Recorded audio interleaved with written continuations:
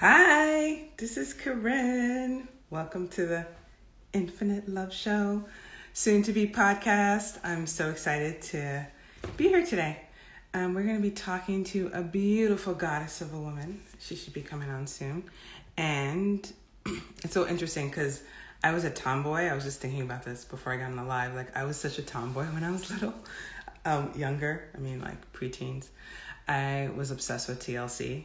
I literally wanted to be chilly. So I would wear I'd wear all these baggy clothes, and I was very, very much a tomboy. And it wasn't until my late 20s that I started to really embrace what it meant to be a woman, what it meant to be feminine, and all of that. So here we go. Let me add you. Hi, connecting. Oh my God, beautiful sister. I'm so excited. You look gorgeous Yeah, as me too. always. This is full. Hey, thanks, sis. How are Hi. you? I'm so Hey, well. honey. I feel really blessed. Hey, so why don't you introduce yourself? I really okay. I was listening to your Yeah. story and trying to get into the mood. I'm so glad you've Oh, invited me I'll on. finish it. It's surreal because Yeah, I'm looking right into your eyes. I feel like you're right in front of me, and that's really cool. I Um, know. my name is Yeah. Khefri, and I'm just honored that you brought me on today to talk about infinite love, my favorite Yeah. topics. Why not? I would Wonderful. call myself I'd call myself a renegade subversive birth worker, and womb Mm. worker and maternal kit. I've been a prenatal yoga teacher, women's yoga teacher for 17 years, and I've been in private practice as a doula, childbirth educator, newborn care educator, lactation educator, and every babies, wombs, bellies, and magic. Yeah, I also consider myself a Love it. businesswoman and a mompreneur because I've had a couple of different businesses, including my own Urban Goddess Lifestyle and Los Angeles Birth Partners. One of the new projects Hmm. are what I'm most passionate about and excited about is the Frontline Doula Community Doula Project and our initiatives that we have going on right now. So, yeah. Busy. You're a busy lady. Yeah, very, very So how busy. It's an insane time. there we're cutting in and out a little bit. Can you hear me? I can. Okay, good. Um, I just finished up my story about femininity. So you are like somebody I always think of as super feminine, very much embodied the divine feminine, the mama-ness, the that whole vibe. And it's so something I had to work to get to that place because I rebelled it for so long and I felt very much like a boy. Like all my friends are boys. I have two little brothers. Like I was very much in that masculine space and it took me years to open up to what it meant to be a woman, to embrace my periods, to embrace the wound space and go into that healing. So I would love to hear your journey and how you really infuse that into the work that you do. Yes, infusion of the divine feminine all day, every day. That's what we do. Yes. Well, what is the divine feminine? What is that? And what is femininity? Is it really about those born as women or born with female parts? And Mm-hmm. I'm not so sure that it's about gender, with regards to Right. masculinity or femininity, because both those who identify with masculine and feminine expressions. The divine feminine, I Mm-hmm. think of that creative primal force, that all knowing, Mm-hmm. all loving, all giving, all receiving spiral of awareness that at any moment in time we can tap into and find center deep in our heart and in all of the cells of our body as a quantum field of infinite love. Nice. And Nice. so when you begin to tap into that field of infinite within you, whether you are expressing yourself in your more masculine qualities or your more feminine qualities, that is in essence the divine feminine, that field of oneness. So I think that it is about our spirit, our relationship to the one and to the Mm-hmm. earth and everybody. So it is has a unique expression. Right. And it is not easy for everybody to have been oppressed and repressed and colonized, and a structure, a colonized structure that doesn't welcome. It's more of a square, and you've got you don't have spiraling outwards, inwards, around and round in a pattern. And if you look at seashells, for example, Fibonacci sequence, and that spiral, which is found in every aspect of natural life, organic matter, there you have divine feminine. So I think that it's an exploration of self, and we're easy to fall victim to the oppression of these systems that have been kind of blocking our understanding of the womb center and the heart center, and even just the mucous membranes, if you will, that juiciness. Yeah. Right. You know, we're taught to be afraid. We're taught to be afraid of that. We are. We are. You know, and not embrace it. And have witnessed that.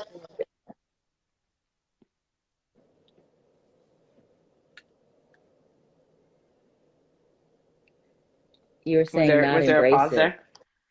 Oh. Yeah, you said embrace it, because what is that? Yeah. Well, because when I got my period when I was 13, it was excruciatingly painful, and it was almost like a curse to be a woman. And that's kind of like the vibe that my mom she was like, oh yeah, it hurts. My dad cried when I got my period. It was not celebrated. It was more like, poor you. Like, you now have to suffer. Welcome to the curse of what it is to be a woman. And it was so disempowering. And now I feel like my period is such a blessing that I utilize its energy to help me so much in my day-to-day life. And that's part of being a woman, like being a biologically born woman. And it's one of these things where I had to embrace that aspect of myself. And also for my clients, because I see so many clients that have menstruation issues and pregnancy, all of that is having to do with the wound space. So it took a lot of my own healing to get into that space of like, this is where life began, and I should love it.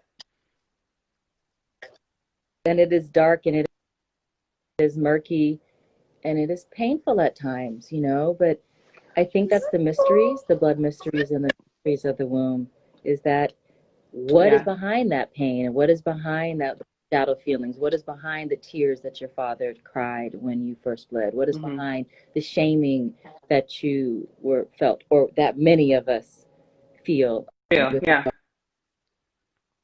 the mysteries of the womb.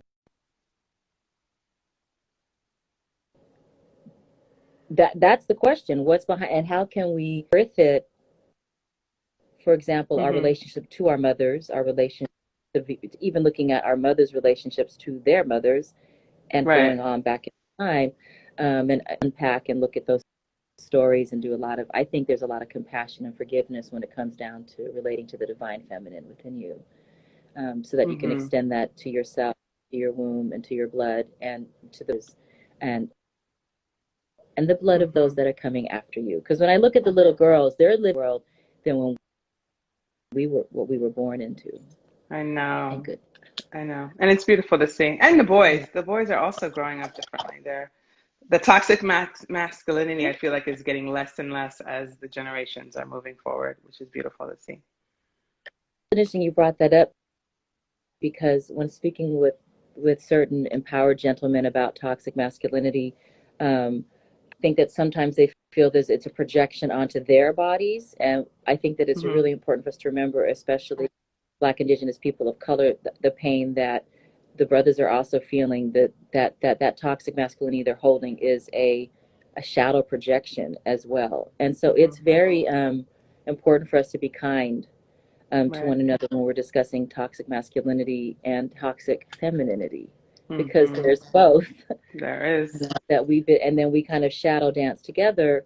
And can we really have these conversations, around how, for me anyway, the toxic masculinity doesn't allow the masculine to express its full embodiment of love and nurturing and kindness and leadership in a way that doesn't hurt others, right? Right. Or themselves. Mm-hmm. especially the little boys who love and the hugs and the support and the guidance from both the masculine and the feminine. Right. And also the space to be emotional, which I think little boys don't get the opportunity as much as girls do to be able to emote and have that be okay. Be okay. Like, why wouldn't, I mean, and then to not shame little girls for those big feelings, or that it's okay to have these big Mm-hmm. feelings, but it's the young males have to suppress their big feelings, which then what ends up happening? How does that end up expressing itself in the world? Mm-hmm. That don't very pretty. It Yeah. doesn't. And how are you doing? How is your doula work looking now with COVID? Like, how are you able to connect with clients? Because I know your energy is so powerful. Like, you're such a person that I would want to be in your presence if you were my doula. So how does that working with your clients? To see your baby being born. Yeah. Wow. That would be so beautiful. Yeah, I can see your birth, a beautiful woman around you, supporting you, touching you, holding you, rocking with you, moaning with you, and you deserve that. People deserve to feel loved and supported during birth. Mm-hmm. And for at this point in certain aspects of the working in through the community doula project and through my own businesses where I also families and homes and mentor doulas and train Mm-hmm. doulas. As you know, that's one of the things where we have the doula training that we did through Kindred Space. But what's Yes. happening with COVID-19, as you know, that they have limited doulas to come into the and then doulas have had to shift and drastically change how they end with patients, offering telehealth, Zoom meetings, and Mm-hmm. now we're doing this kind of virtual doula, which is still extremely important as we engage people in their sovereignty, in understanding their human rights at childbirth, and also making sure they get the education and the support that they need for their families so that they can Mm-hmm. advocate for themselves in the hospital. Some doulas are still being allowed into hospitals. There's a few LA hospitals that are doing that, and we're fighting to be able to have our presence known, so that we Good. don't get eradicated from the care team. But Mm-hmm. I believe that California just a couple of days ago released a new update that doulas are essential and should be welcomed back into the birth Nice. room so that the families get, because doulas are shown to lower all types of risk, interventions, Mm-hmm. assisted births, recovery is much better, lowering postpartum depression, also just feeling good about Mm-hmm. their birth experience. I mean, we need to Right. cesarean rates and induction rates, especially in California, but so that we can Mm-hmm. lower the maternal deaths that are happening and the infant deaths that are happening in this first year of life. Right. It's very And Black women serious are like for us pretty to be able much. to do our work. Yeah, I Yeah, mean, as a Black woman, it we're would there's be. 4 times to be. Yes, Would you say you broke up? Sorry. we're dying at birth. We're dying at birth. We're dying at 3 to 4 times We're the done. rate that white women are dying at birth, and Which I and just don't babies as even well. understand. I don't even understand. We're Well, 13% of the I mean, population. it's institutionalized racism and it's inherent bias that goes through the institutions and the medical industrial complex. So we're unpacking layers and layers of inherent bias. We're unpacking Mm-hmm. layers of institutionalized racism that shows up, and then how you give care to a Black, Indigenous person of color, how you give care to them before their birth, during the birth, and after the birth, After. a year of recovery where we're having the most level, where we lose most of the women. So when you have this happening and you see all the warriors are a light, the birth workers are a light in their warrior goddess self, Mm-hmm. which is definitely the warrior goddess, Mm-hmm. right? That which you will do Right. anything to defend To protect. um, Mm-hmm. and protect the womb. So Mm-hmm. it's a very exciting time, but it's very serious times. And in that Right. sense, doulas need to be let back into the hospital.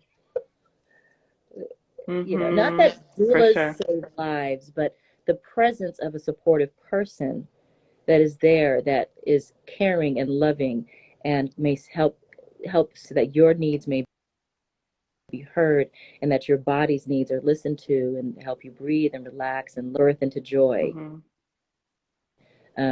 is Right. what doulas do. Anyway, yeah. So, you know, I'm passionate about. Yeah. I mean, Yeah. I think if we were in a village, right, we would have our moms and our sisters and our cousins creating what doulas create energetically in the modern day society of America and in Europe and other places where doulas work. And I just think it's so important to have people around you that love you and support you and have your back, because being in a hospital, you just never know what's going to happen unless you have somebody that's advocating for you. It's really, I tell all my moms that get a doula. Do you have a doula? Can I introduce you to one? You need a doula. Like, I just think everyone needs to have one.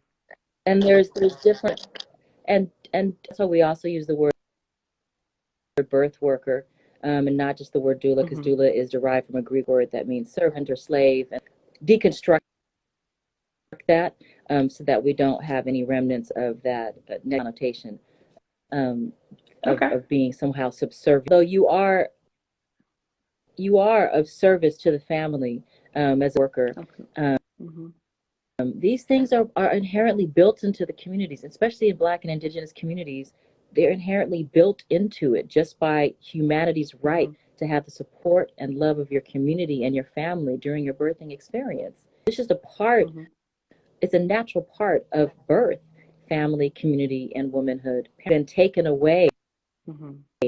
by systems that have specifically come in to divide and conquer and erase the type of care that Indigenous people communities. So there is a level of sovereignty and reclamation that's happening right now, specifically in Hmm. BIPOC communities around birth, as allies are also gathering to support the work that large organizations are doing, community organizations are doing. Just your doula, Hmm. it should just be every single family should have a doula in their family. It's as simple Right. as that. Your cousin should be your doula. Your sister should be your doula. Your auntie's your doula. Yes, you can have a professional doula, but my heart, I just want to awaken, like you said, when you were little, when we were Hmm. shamed for the wisdom of our womb, we were shamed for our blood, we were Hmm. shamed for the tears that we cried, both men and women, and any way that you identify when we were younger, to remove the shame Hmm. from these aspects of our reproductive self and Hmm. reinstate the support and love of the community at birth. Hmm. And in that way, we'll have new narratives. We won't have deaths happening, we'll have celebrations. Yeah. Celebrations, and I mean, for me, I think it's so important for people to understand. I think as a community, I feel like part of the reason why we're so divided is because we don't have an innate sense of community. Like, the birthing process should be, you're being born into a community of people. And if you're born in a community of people, you're always looking out for your neighbors. We live in a society where you're born in a little cold place by yourself. There's no community, and you grow up and just energetically grow up in a place where I'm alone. There's nobody around me. I don't have anyone's back. So I think that's why birth workers are important, but also the overall, it takes a village to raise a child, and having that energy of, like, it's not just, you're not just having a kid by yourself. Like, the kid is part of the global community, and we're all here for each other. And I think that's what's really missing in our society. It's like these nuclear families just by themselves in the corner. And I'm like, no, we're all connected. Black, white, Chinese, Asian, Oh, Indian, it doesn't matter. We're all people. absolutely. And you said the key word, which I have been as a young child, and through I have been blessed enough to be able to travel quite a lot around the world from a young age when I worked in the fashion industry, and it the mindset that's just encompassed here in this very small American imperialistic, like, Mm-hmm. itty bitty, tiny, very violent experience is not the truth. That's just the world. And if we are to zero in on that truth, Right. then you're going to have a difficult, painful experience. But if you zoom, and that's the Mm-hmm. micro, and it's not to make light of it, but if we can just zoom out a little bit into our macro being, into that divine love self, zoom out into Right. divine love, into global awareness, into macro awareness, as opposed to just this, because otherwise it's so limited. And I don't wish for any of the Mm-hmm. people that I work with towards their birth experiences or their parenting experiences or their growth as a woman or a business person to be in a limited mindset. And Mm-hmm. that's what Right. That's what we're birthing in right now. That's what we're existing in a very limited mindset, and that we Mm-hmm. have to destroy that and blow it and enter Mm-hmm. into an infinite love mindset, which is why I love the name. Mm-hmm. What is Thank the you. infinite love mindset? I love it. It's so beautiful, like you. And Thank you know, the you. work that you do is really, it's sad when you move, right? You moved out of LA. That Yeah, was I couldn't sad. handle LA anymore. I know you must be Yeah. so, Yeah, yeah, LA it's is just not my vibe. toxic. Hmm. It's I love the weather toxic. though. And I love the weather and I love Erewhon. Like love Yes. Erewhon. So every time I go to LA, that's like Sorry, the first LA, place I go to. The beach, LA's got Erewhon. a lot of, There's some and yes, the there's some good beach, people there for beautiful. sure. Yes, Yeah. there's amazing things happening here. But I didn't realize that Los Angeles County had the largest population of even over like about 45 or 48 states. That Los Angeles County itself population is larger than over 40 in America, and a lot of technology happening in one grid.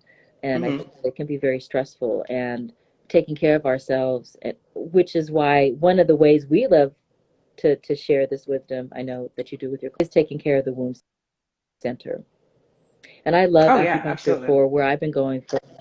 Yeah, I definitely am feeling my perimenopausal symptoms last 3 years, as I'm coming into perimenopause. That's where I am. That's where I am on the Hmm. cycle of my journey here, and it's a beautiful journey towards Hmm. crone, towards wise woman, towards elder, Hmm. and so I'm looking forward to it. However, it's just as brutal a Yeah. passage as It's when brutal. you first get your menstrual It is. cycle.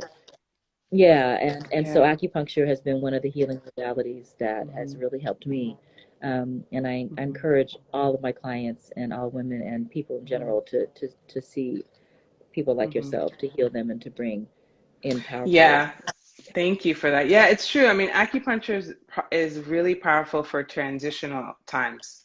And in acupuncture, they actually say it's actually the most important time for a woman is when she's transitioning. So the transitional times are like when you start your period, the first time you become sexually active, your pregnancy, and menopause. Those are four big phases for women, and those are the times that you can do the most in energetically and shift a person's body. So that's why pregnancy is so important. So getting acupuncture during pregnancy is vital because you can really switch your whole health around if you take care of yourself during your pregnancy because your body has so much blood, so much energy that's being produced for the baby, but you can also utilize that as a mom, which is so unfortunate that so many women don't. And then they have the baby, they lose a lot of blood. And because they lose so much blood and nutrients, they fall into postpartum depression and all sorts of other health issues. So it could either being pregnant could either make you the most healthy or it can make you really, really sick. And a lot of women fall into the latter category because they don't know that getting acupuncture and doing holistic therapies while you're pregnant, and especially right after you give birth, will set your life up in a completely different way. Yeah. So, And we deserve to be set up in a completely different way. right, We deserve to be set up into our highest expression of ourselves and hmm, of our wombs and of our human experience. We don't right, deserve anything less, and we have to claim that. And but what do we need? It's not easy. I mean, I feel like no, I have to pull out whoosh, whoosh, swords and scepters and all types of like to like yeah, in this existing with this framework where we are tearing down systems at this time. But just because it does not mean right, that we do not refocus into nurturing ourselves through our nutrition, hmm, through our energetic practices, through our hmm, or even gathering. And I think it's hard during COVID when I think about the birthing families and even the doulas, there's a sense of loss that I hmm, know that we're actually doing a lot of work within this changing time. Is a sense of loss. And I think it's important at this time to honor any grief feelings that we're having, to not repress the grief, hmm, to not repress our hmm, sadness or anger or our rage, but to use them as time of transition Right. to serve the greatest needs right now. So it's actually a powerful, Absolutely. as brutal as it is. It's super brutal. Hmm.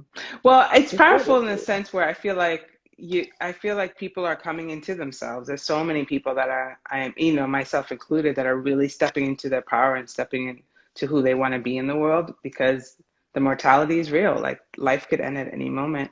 And I feel like the kids that are coming in, like, there's so many women that are giving birth this year, and they're being imprinted with this COVID fear. So I feel like, as a parent, and even as a provider, I am really instilling positivity, lots of love, and I'm hoping somebody comes up with some homeopathic remedy for these babies, so they're not growing up in constant state of fear, because it's true. Like, Yes. Well, you think about, yes, thinking about that, what new generational imprint or trauma is being created at this time. And, but at the same time, we're at a place where healing is happening more spontaneously and right. faster. So at least this is happening concurrently as we come out of like Hmm. kind of you dark ages into this kind of age of Aquarius, age of enlightenment, all this positive, beautiful things we have to look forward to, even though you and I might not be here, but certainly 7 generations down the line. Yeah. But how can we co-create empowered birth narratives and family narratives? It really Hmm. means putting on, your warrior cap, your goddess cap, your Hmm. king cap, your titan cap, whatever it is that works for you as far as archetypes that work for individuals, so that we can push beyond some of this limited thinking and fear. Because the fear is Hmm. going to affect your hormones, the chemicals in the brain. It's going to Right. affect your stress It levels. does. And how are you then are you going to birth into fear, or are you going to birth into love? And not just childbirth, Hmm. but whatever aspect of this this next incarnation of ourself right after COVID. Right. And Right. I'm hoping that we're birthing into love. But that doesn't mean that it's easy. No, I mean, the birthing process is not easy. Even if you're birthing an idea, if you're birthing anything, you're shifting your mindset, you're changing old limiting beliefs, you're birthing into a new way of life. And that's always going to be a painful experience. But when you get to the other side, it's like when women give birth, they have the baby, they forgot how painful it was. They're holding their baby, right? So it's like they forgot. Like, otherwise, who's going to have more than one child? Exactly. You're meant to forget. But Yeah. this is the dope part about birth, is that you hit this primal state of euphoria Hmm. when you're birthing without any additional medications. And Hmm. if you are able to do a natural birth, that's not for everybody, okay? And we are in a sophisticated society where we have choice in how we birth, who's around us, what we use, what Hmm. aspects we wish to adventure through. But when we're just talking about natural, any chemicals added, right? You can achieve deep states of primal power and bliss and courage and strength that you would not know is Right. possible until you journey into your birth, journey into from 8 centimeters to 10 centimeters, and your pituitary Hmm. gland is releasing oxytocin like a motherfucker, and your body is going, what? And you're like, ooh. And it's primal force. It's Hmm. primal force. It's primal power. It's the creative force of the universe, the power of But tapping into birth. that without having a baby, I mean, I feel like we all should be able to tap into that without necessarily giving birth, so we can actually create the life that we want to create, right? Like, Boom. being able to Yes. tap into that power that we all have inherently, because men have primal power too. They're not birthing anyone, really. No. But, so it's like we all have that within us. So, like, being able to tap into that to really push forth with love and kindness to uplift others, I think will, like, the whole world would shift if we were able to do that. The whole world could shift. And this the non-dualistic teachings from the ancient master, the energy, the Mm-hmm. chi energy, the ka energy, this energy that is absolutely accessible time right, right Mm-hmm. now to all of humanity. And it's along the cerebral spinal fluid, up and down our spine, all throughout our energy centers, our fingertips, part of our body can be activated through this primal energy. But do we choose to do that? Are we choosing to cultivate our kundalini? Are we choosing to Right. cultivate our primal power? When we orgasm, this is primal power. Are we using that time to use in dreams and what we wish for the world? Are we using it? Are we cultivating it? What are we doing with it? So no, Rick, you're Yeah, that's the absolutely right. question. That's we can do it with self-pleasure, with embodiment Mm-hmm. practices, with Mm-hmm. actually using the body as a tool with the highest Mm-hmm. technology that some aspects of yoga teach, and many mind body practices from the East and indigenous practices practice personal power, Mm-hmm. collective power, universal power. It's really fun. Yeah. It's supposed to be fun to be like, "Sir, I got to sit there and chant, mom, then that." Just be alive in our bliss, and take Mm-hmm. note of the children smiling, and help the little lady across the street, and Mm-hmm. pay attention to when the wind blows a certain way, and what are these little things that are happening all around us that tap us into our bliss. It doesn't have Right. to look. Why does bliss have to be a Maserati? Bliss can't be, just a little ant crawling on the edge of the leaf. Why does it Yeah, have to I'm be so so? happy you said that because I agree with that because I feel like a lot of people say, "Oh, to get into the space of mindfulness, I need to meditate, I need to do this, and I don't know how to meditate, I'm not doing it right." And I'm just like, "How about you just take a few moments and just laugh and go outside and enjoy the sun? Like that doesn't have to be complicated. It just I think whatever works for you, whatever gets you into that state." 100%. Orgasm is a pretty great way to do it too, I have to say. I recommend, if you're trying to tap divine feminine, you want to tap into your divine feminine. That's the first topic that we were talking about, is to tap into into the sensuality that is the body, that is the breath, that is, like you're saying, aspects of nature, an awareness of inside of the self and an awareness outside of the self, and have fun with that and explore it, and play with it. And I believe you should play with yourself. Play with yourself and others. You might do that intimately, or just like you said, in a casual, in laughter, etc. We don't play enough. Play. Yeah, and so I feel like on this journey to infinite love, it's a playful journey. It is a It can playful be journey. playful, it can be serious and studious. There's many paths to awareness, and not one path is right. You know, there's many paths, and I've been blessed to find my path along the aspect of working with birthing people and the womb Hmm. consciousness, Hmm. and Hmm. it's been wild. It's been a wild ride. Hmm. So tell me about the frontline doula hotline. So we're so excited. So the Frontline Doulas is, you can check out our website on frontlinedoulas.com. Frontline Doulas is a community doula project that has been created to help lower the disparities that are found in birth in the Black and African American community. So we have a team of 9 doulas, and Hmm. I'm one of the co-directors with Dr. Saida Pepra, and we are funded by HealthNet to provide free Black families in Los Angeles County. Now our program is full. We launched Wow. through COVID. Program is full of, so we're raising funds and receipts right now, and definitely looking for somebody who likes to raise. So if you're listening, join our team. And so we are going to be giving prenatal postpartum care to these birthing families. Now, another initiative funding from the TAR Foundation and California Healthcare Foundation is the Frontline Doula Hotline Hmm. COVID-19 initiative. And that's what you're referring to. Whereas we have $50,000 to give away to 50 doulas, $1,000 bursary awards each to Black doulas who are serving, that we've put on our website, Black Doula Award. And we also have the Frontline Doula Hotline, which is launched first.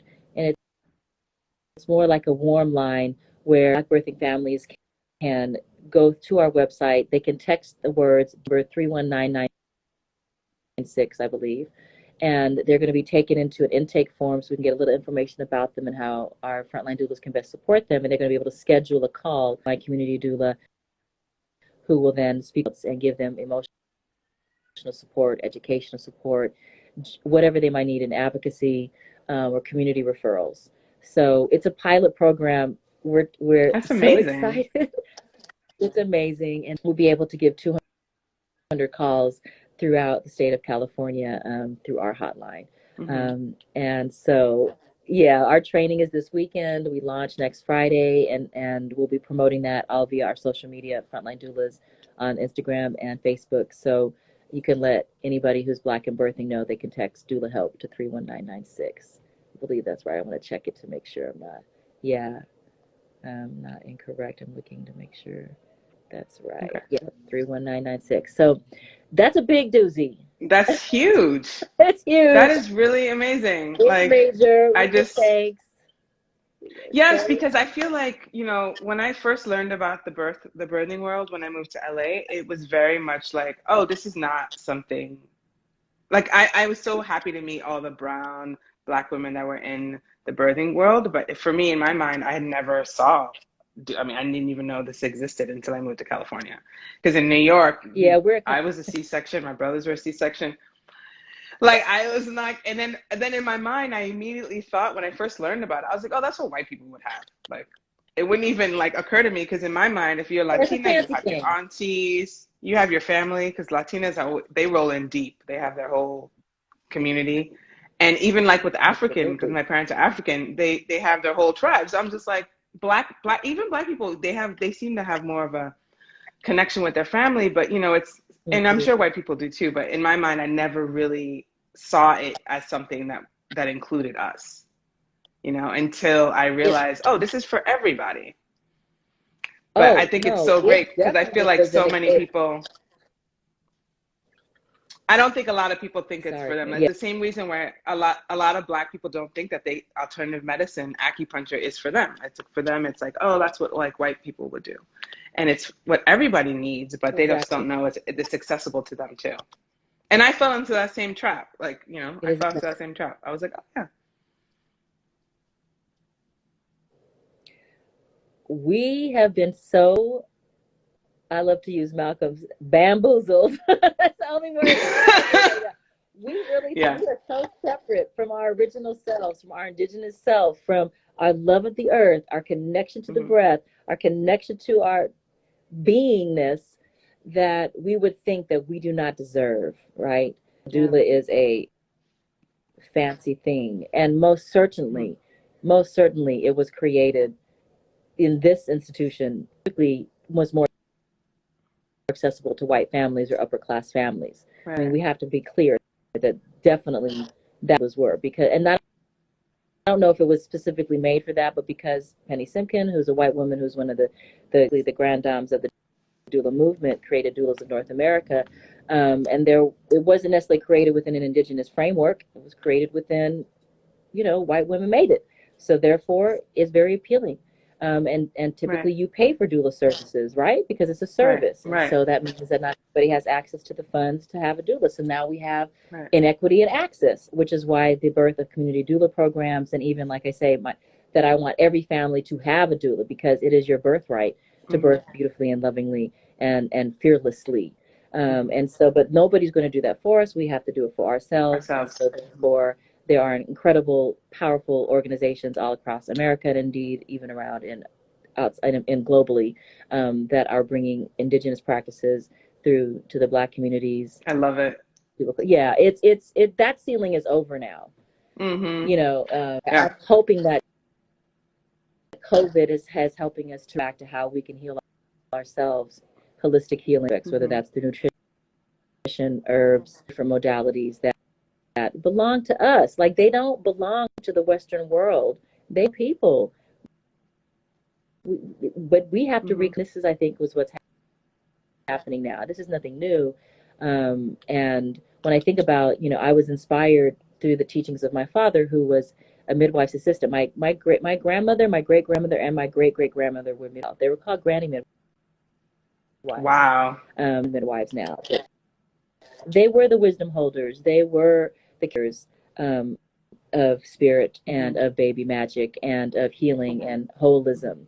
They were the holistic healers, and Hmm. they became eradicated several decades. Birth came into the hospital, and Western. they sought to train and right, and I would say sterilize them out of the Black community. And so now we are Hmm. finding ourselves here, several decades later, with this crisis at birth. So I just find it interesting what you're saying, because I feel part of why I'm passionate about what I do as a yoga teacher and mysteries mentor, if you will, is Mm-hmm.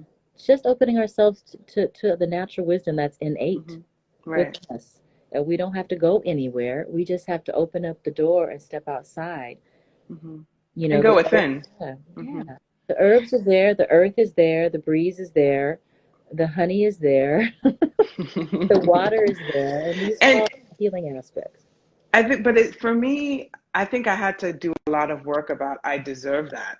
That's for me. Like, like even yoga. Like I started yoga in New York City. I was the only black girl in the class. Like I had to really be like, oh, I deserve to learn this because this is something I want to learn. And I think it's important for everybody of any race to really step into whatever they want to learn to empower their health is so vital, especially now in COVID. You can't really go out and do what you want to do. You can't necessarily get the services that you usually would get. And I think it's a really important time to start looking on how you can empower your own health. Like, what does that mean? Like, how, if I have anxiety, how do I work it through it? How do I need to exercise? Do I need to eat certain things? Because things are shifting. So I really feel like it's an opportunity for us to all start to go within more and feel like, yes, I deserve to be healthy and I deserve to be in these spaces that are open and available to me because I'm alive and I'm part of the planet and I should enjoy the gifts that humanity is offering. Yeah, and that shit is mad exhausting, showing up and being the only black, brown, or yellow or other person in the room. That shit is Yeah. fucking tiring, dude. Like, forget all that, like that's why we're creating our own spaces. That's why you created this beautiful space here Mm-hmm. so that you can and own your own expression and not feel like the other. It's a sucky Mm-hmm. feeling, and I think we're healing we're healing a lot of It that is. otherness as we step into like healing the otherness by stepping into our Mm-hmm. beingness. And that's not a small, I mean, I'm Mm-hmm. just so amazed at the sisters around me and who are leading the charge and who we're holding each other. Some of us are doing Zoom meetings from bed, like faking it, like bringing it out. We ain't put on no bras, nothing. We're in a night, I'll put a little thing on, just make it seem like, we got it together, but we're going to take a nap after this meeting and we'll come back. Right? And so rest becomes this radical act of allowing ourselves to not work to be valuable, or that we have Mm-hmm. to, you know, somehow not deserve the healing that we deserve, like you say. And even your presence as a Mm-hmm. Black woman in the acupuncture space, I'm sure it's a radical act just for you to step into the room and claim your space and your power and your gift, Thank in you. Yeah. this practice, that what you've chosen to be, which is amazing. It's Yeah, I amazing. mean, it definitely is not, there's not a lot of us. There's definitely not a lot of us in this world, in this work that I do, for sure. And every time I meet one, I'm always like amazed. When I was in LA, I think I knew two black acupuncturists, and two of us, we both worked in the same space, which we thought was kind of funny because we're like, there's not that many, but there's We're two in the both same here. office. Yeah, it's definitely not a very colorful space, but I think it's definitely getting better. I feel like there's more people that are becoming aware of acupuncture and holistic health, and the more I feel like the more of us that show up in this space that show people, yes, there are people of color that are in this holistic space, and invites more people to want to study it and embrace it and take it on into their own lives. Absolutely. And I mean, from my perspective, everybody, we're running things. As far as I look around and I'm like, this is not, when I started as a doula, it definitely, I mean, I had like a little, I birthed my son at a birth center off of Western, and Hmm. I had a little craftsman house off of Western and King in South Central. And, I grew up in the Black community. So for me, that's where I felt the best and most supported and most loved, and able to raise my son there in his early years. And I Hmm. was, as a doula, my first work were with my sisters, the women in the community, or were my first clients. And then Hmm. I realized, oh, I can actually have a practice and make money doing this. And as you know, I'm sure from your work as a healing practitioner, you have to open it up to everybody. And generally speaking, Hmm. for you to make money, Right. you Right. gotta offer it to all communities. And so then many years, I've been a doula for almost 20 years. I've been to hundreds and hundreds of births. I've taught thousands and thousands of people. I mean, like, been doing this a long ass time. And, it's like having to fight for your presence and to fight for these things that now we cannot take for granted, is what I'm trying to say. We really can't Right. take for granted the immense impact that Black birth workers and healers are having right now in the community. Mm-hmm. And this is going to be a game changer for our children, for our generations, 7 generations forward. It definitely is a major, incredible thing that is happening. So I'm just in awe. I would never have thought when I started my doula practice. My son is 19, so that's Oh about wow. 18 years ago. Yeah, you know, that this is where we would be. Could never have imagined that, Mm-hmm. that it would be on the national landscape like this. So there's a larger plan happening that definitely is rooted in infinite love, which is the name of your show. Um, it's definitely about infinite love and the love of Yeah. self, Mm-hmm. and can you birth into being a loving world? Can you birth into being a loving space? Can you, Mm-hmm. despite the treachery, claim your happiness and joy and ecstasy? Yes, because our mothers did it, and our Mm-hmm. grandmothers did it, and our daddies did it, and our granddaddies did it. They created magic miracles one day after the next. It's incredible, and we're standing on their shoulders. And I specifically feel the ancestors guiding us right now as we Mm-hmm. claim our space in places that we may not have been welcome before. It's amazing. I always say that I feel like I'm living my ancestors' wildest dreams. Like, that t-shirt that Eva was wearing, because it's true. Like my ancestors were from Africa. Like my parents, my dad actually moved back to Guinea, and he sent me pictures of my cousins, and I'm just like, I have a completely different life, completely different. Like, I mean, I would be a grandmother if I was living in Guinea right now. So it's crazy when I think about my life. Yeah, no, seriously. Like, because you get married, like, I would have gotten married at 16, 15, 18. I would have had a baby, and I'm Mhm. 39, almost 40, and my baby would have had a baby already. So That's amazing. So when you reflect on that, or when you talk with your family members, what is that about? What did they say? Like, what do they feel about you being here and living your wildest dreams, your ancestors' wildest dreams? I think my parents are happy that I got to live a life that they didn't. Like, I got to get educated. I mean, my mom she went to fifth grade, and my dad never went to school at all. So the fact that I'm educated, I own my own business. I mean, they were entrepreneurs, and they had their own business as well, so they had a different level of intelligence. That's But the beautiful. fact that I get to be free like this, like I didn't have to get married when I was young. I didn't have to produce lots of kids. I had choices. So they're happy that I have choices, that I could live a different type of lifestyle that's not imposed on me because of social constructs. Absolutely, Yeah. yes. Yeah. I love it. They must be so proud of you. Wow. Yeah. Yeah, so it's No. exciting. So it's, So we're living an amazing time right now where we can, even 60 years ago, like yeah. it was, My dad was born in 1923. Like, he lived in the Jim Crow South. Like, his whole experience, I mean, when he was passing and transitioning, he would sing the songs that were sung on the Chain Gang. And hmm I asked my mother, because I didn't hear him sing these songs growing up. But when he was in his transitional time in his hospice, he was singing different songs. And the hmm songs he chose to sing were the songs of the Chain Gang. And my great grandmother then would go out and feed the men in the chain gang. They would feed them food, they would bring them fresh water, they would nurture them, because many of those men would be from the community, right? right. And so I find it interesting that a person such as my father, who survived and witnessed that type of suffering and treachery in the South, had only beauty and love to share about the grandmother wisdom, about the womb wisdom, about the granny hmm midwives, about the power of Black women, about the power of feeding the baby from the breast, about the power hmm of birthing, knowing that you can do it, and that the granny midwife was going to catch your baby and everything was going to be hmm just fine. Everything was always going to be fine when the grand midwives were present.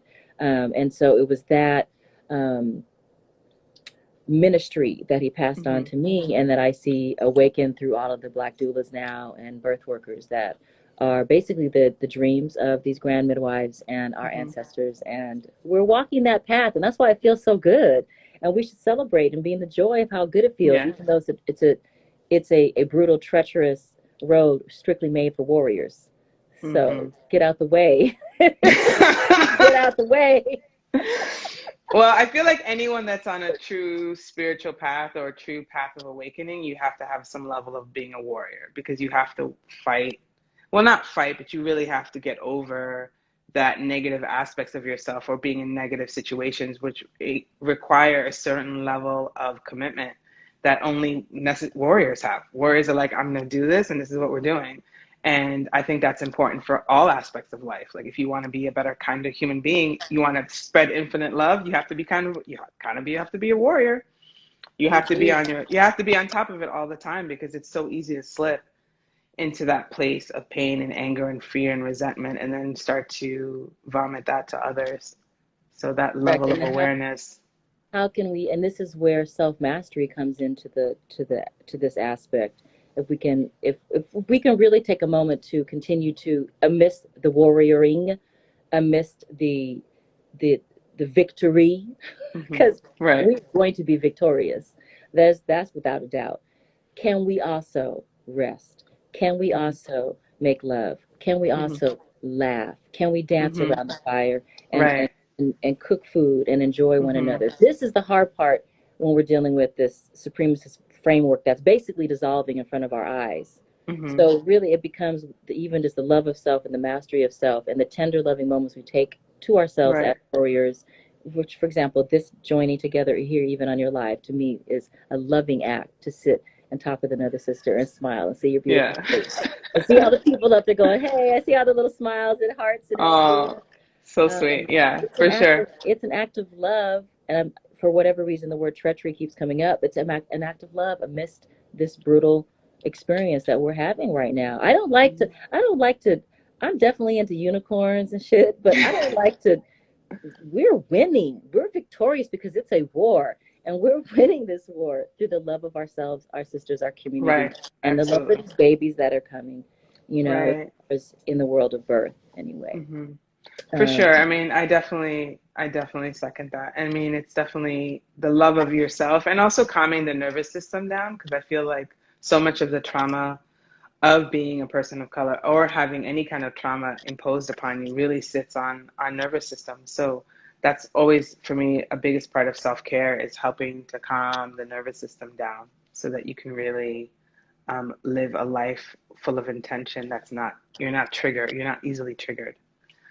Right, Corinne. So how do we come out of the fight or flight response, right? Because if we're birthing in the fight or flight response, our cervix isn't even going to open. It's going to shut because it's going to sense danger, and so we need to leave this spot, or it's going to eject the fetus really quickly. So in our lives as we're going, are we in this heightened fight or flight constantly? You know, and now with COVID, we're separate, so we can't even touch and cuddle and kiss and smell and be upon each other to get some of that tending and befriending and you know, the tender loving care that we need as humans. We're biological beings. We need love and touch. So what can we do? And I'm wondering, we've got people there. I see them. I know we've only got a couple more minutes, but they're like, hi. Well, real quick, so I would say, I mean, acupuncture, of course, is, something I always am going to say that's really great for calming the nervous system down. Energy work is also, but things that people can do at home is rolling on their spine, like doing something as simple as rolling on their spine on the floor, like really gentle rocking back and forth. That helps to massage the spinal cord. Cat-cow. In yoga, opening up your spinal cord, things like that, like also just being kind to yourself, just taking baths, like doing anything that you can do that's self-soothing helps to calm the nervous system down. Oh, cool. I'm studying fight or flight. Nice. Yes. So we want to release these positive hormones. So baths with salt water, even our gentle breath work practice, yoga movement, dancing in the mirror, and laughter, and like you were saying, even this kind of intentional walks that we can do, and intentional rest, such as yoga nidra practices. I love yoga nidra. Oh, me too. Yoga nidra is just radical to actually take yourself through a deep relaxation process to recover out of fight or flight. Absolutely. And also the thing about nervous systems, it's also resonance. So if you have somebody in your life that actually has a nice, calm nervous system, which is why people like to go to healers and other people that are more calm, is that you start to get resonance. So being around someone that's actually calm helps you be calm. being around somebody that's anxious makes you more anxious. So people, if you can find someone in your life that has a very calming, grounding energy, that's a good person to be around. 6 feet apart. Absolutely. So we can Yeah, regulate one another through that right. regulation process and Exactly. continue to have healthy attachments in our life as opposed to these kind of negative feedback that's coming.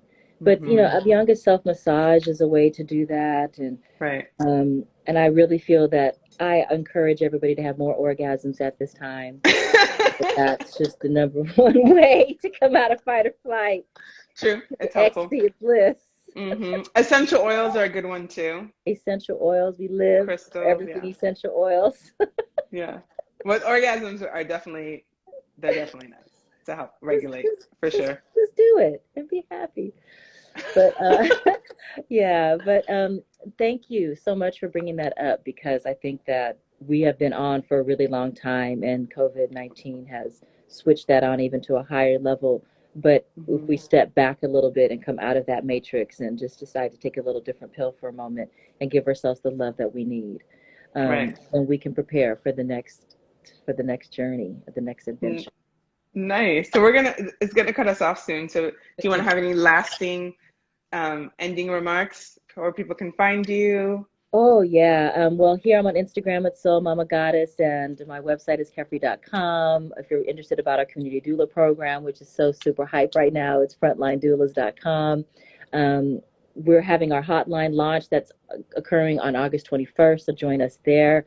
And our website, our Instagram is Frontline Doulas on Instagram and Frontline Doulas on Facebook. And you can reach out to me and DM me at any time, and I'd love to connect. Cool. Thank Awesome. you. Thank you. And I'm Corinne Camara. I'm an intuitive acupuncturist and energy medicine practitioner. You can go to my website, Pelvis Wellness Method, for more information. I offer free healings every 2 weeks, and my next healing is in a week, and it's about the crown chakra, reaching how to be in touch with your higher self. So that's going to be a fun one. Oh, And yeah, so thank thanks you. for tuning in. I'm sending you so much love, and it was so great to be able to reconnect via IG. Oh, yeah, that was really live. Thank you so much. Love you so much. Can't Love you wait to see you too. again. Okay, peace, everyone. Bye.